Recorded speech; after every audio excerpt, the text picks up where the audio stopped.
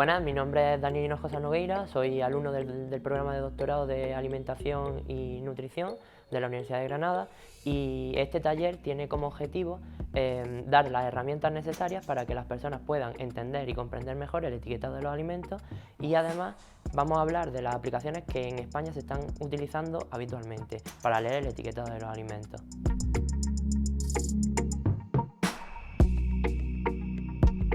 La etiqueta de los alimentos es la carta de presentación que tienen los mismos, y es importante destacar que tanto la legislación española como la europea intentan proteger al consumidor para intentar evitar fraude y que sea lo más claro posible. Existe una serie de cosas que tienen que estar obligatoriamente en el etiquetado nutricional. Existe una información que es obligatoria, como la denominación del producto, su origen, el fabricante, modo de empleo o condiciones especiales de conservación o de utilización, el lote al que pertenece, lo cual ayuda a la trazabilidad del producto, fecha de duración mínima o fecha de caducidad, y la lista de ingredientes, los cuales se ordenan de mayor a menor en cantidad en función de la que se incluyen en el propio alimento. Además, se obliga a resaltar aquellos ingredientes cuando causen alergias o intolerancias. Existen 14 alérgenos que son de obligado cumplimiento para marcar en el etiquetado, y es recomendable que si tienes otras alergias o intolerancias que no están en el etiquetado, que leas muy bien la etiqueta. Además, puedes encontrar sin el alérgeno, bajo en o contiene trazas de. Las trazas se refieren a que durante todo el proceso de producción ha podido estar en contacto el alimento con alguno de los alérgenos, y hay que tener cuidado para la gente muy sensible. Actualmente existen modas de que las personas compran alimentos sin lactosa o sin gluten o sin algún ingrediente del alimento, creyendo que son más saludables, pero realmente si no se tiene ese tipo de intolerancia o alergia, no tiene sentido que se consuman ese tipo de productos. Otra información que es obligatoria en el etiquetado es el peso neto. La información nutricional viene referida en 100 gramos de producto, mientras que el peso neto es el total del peso. La información nutricional también es obligatoria, y lo que destaca es el valor energético, la cantidad de proteínas, las grasas saturadas, hidratos de carbono, azúcar y sal. Es importante lo del peso neto, dado que, por ejemplo, un litro de leche tendrá 10 veces más de los valores de nutrientes que están indicados. Podrá complementarse con más datos como otro tipo de grasas, polialcoholes, fibra o cualquier vitamina y mineral, siempre que sea por encima de un 15% o de un 7,5% en líquido de los valores o nutricionales de referencia. Existe más información obligatoria como fuente de fenilalanina, regaliz, fitoesteroles, contenido en cafeína.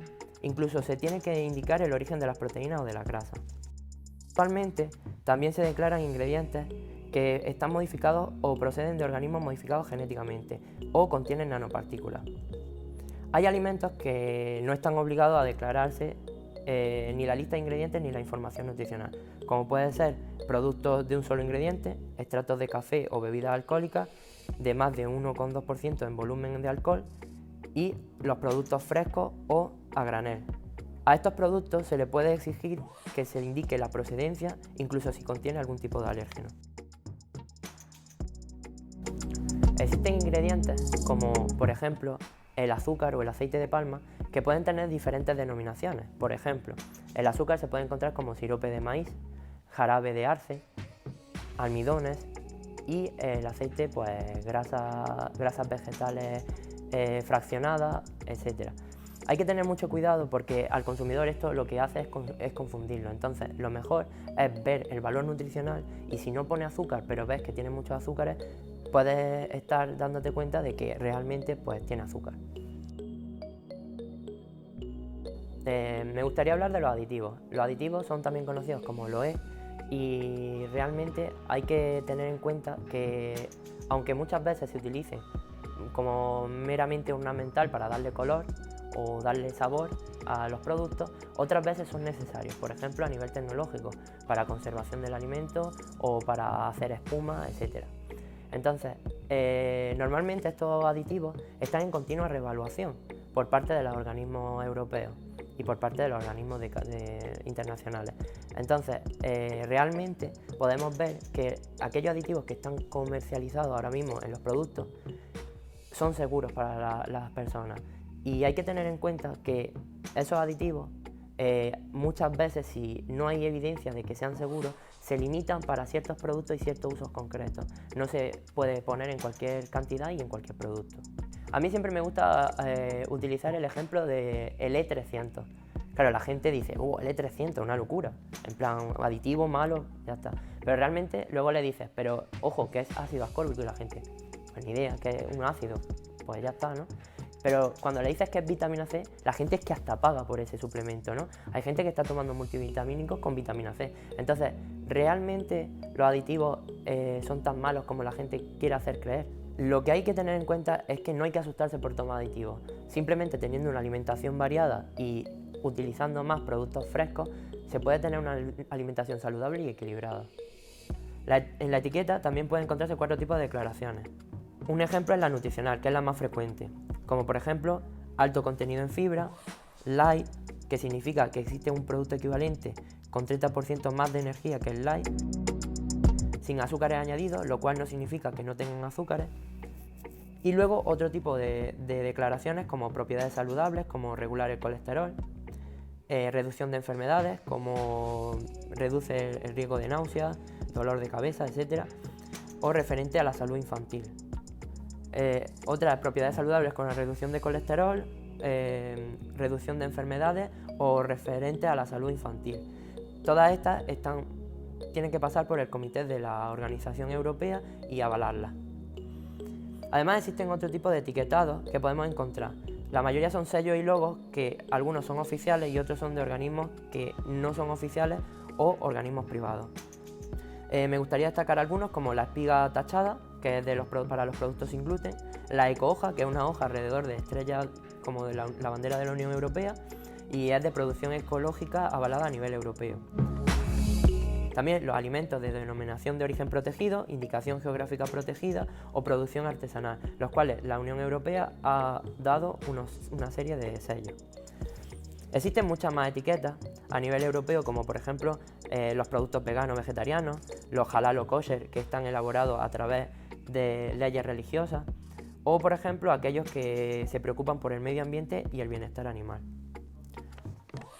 Actualmente, en España, se van a adoptar una serie de etiquetas denominadas Nutri-Score, la cual ya se utiliza en otros países como en Francia. Estas etiquetas evalúan productos de manera global, por medio de letras, colores, según varios nutrientes principales, como energía, grasa saturada o azúcares. Aunque es simple y visual, no es del todo correcta. Por ejemplo, el aceite de oliva, podemos ver cómo tiene una puntuación peor que a lo mejor algunos cereales de desayuno. Bueno, por último, me gustaría destacar algunas aplicaciones que se están utilizando en España para evaluar el etiquetado nutricional. En general, voy a hablar de 3, las cuales tienen funciones parecidas, aunque cada una tiene su peculiaridad.